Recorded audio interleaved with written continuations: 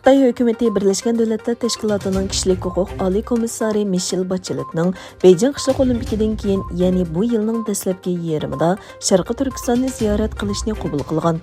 Janubiy Xitoy Atiyanlik pochta gazetining 27-yanvar bergan xabarda aytilishicha, vaziyatdan xabardor kishilar Xitoyning Michelle Bachelet'ning ziyorat taklifini qabul qilganligi, ammo bu ziyoratning do'stona ziyorat bo'lishi, tekshirishni maqsad qilmasligini talab qilganligini aytgan. Amerika va hukumati va bir qism g'arb parlamentlari Xitoyning Uyg'urlarga irqiy qirg'inchilik yurgizayotganligini e'lon qilgan edi. Amerika Avam palatasi Xitoy bilan bo'lgan raqobatda Amerikani kuchaytirishga oid intayin xalqaro bir qonunning oxirgi loyihasida birlikka kelgan.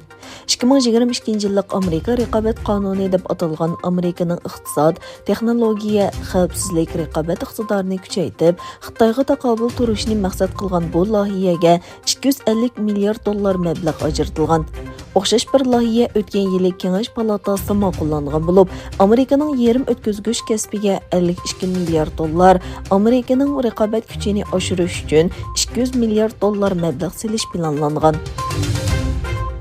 Ma'lum bo'lishicha, Germaniya o'tgan yili Rossiyaning Myunxendagi bosh konsulxonasida ishlaydigan diplomatni qo'g'lab chiqargan.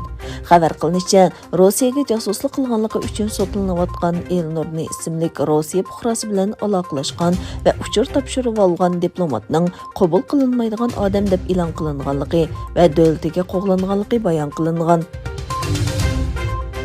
Özek masasidagi qiyinchiliklarga qaramasdan Alma şirkati moliya yilining birinchi faslida Xitoyda rekord yaratdi. Setish mo'ljardan yuqori bo'ldi.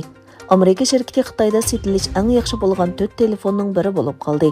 Alma şirkati moliya yilining birinchi faslida setish summasini 11% oshirib, 123 milliard 900 million dollarga, sap foydasini 34 milliard 600 million dollarga yetkazdi. Xitoy Beijingda o'tkaziladigan qishliq olimpik tanharkat musobaqasiga mehmon bo'ladigan davlat va hukumat boshliqlari, qon jamiyati a'zolari va xalqaro tashkilotlarning boshliqlarining tizimligini e'lon qildi. Amerika, Angliya va Avstraliya buningdan ilgari Xitoyning Uyg'urlarga qaratgan qilmishlari va kishilik huquq dafsandichiligi sababidan 2022-yillik qishliq olimpik tanharkat musobaqasini diplomatik boykot qiladiganligini e'lon qilgan. Yaponiya qatorliq davlatlar kabinet vakillari o'miki va a'zolarini avatmaydiganligini bildirgan edi.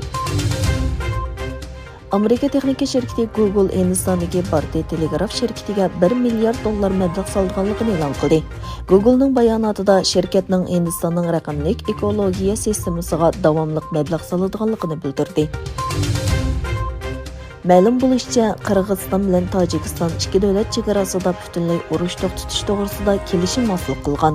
27-yanvar kechda ikki davlat fuqarolari o'tirsida yuz bergan jiddilik chegara mudofaa askarlari o'tirsidagi to'qinishga aylangan edi.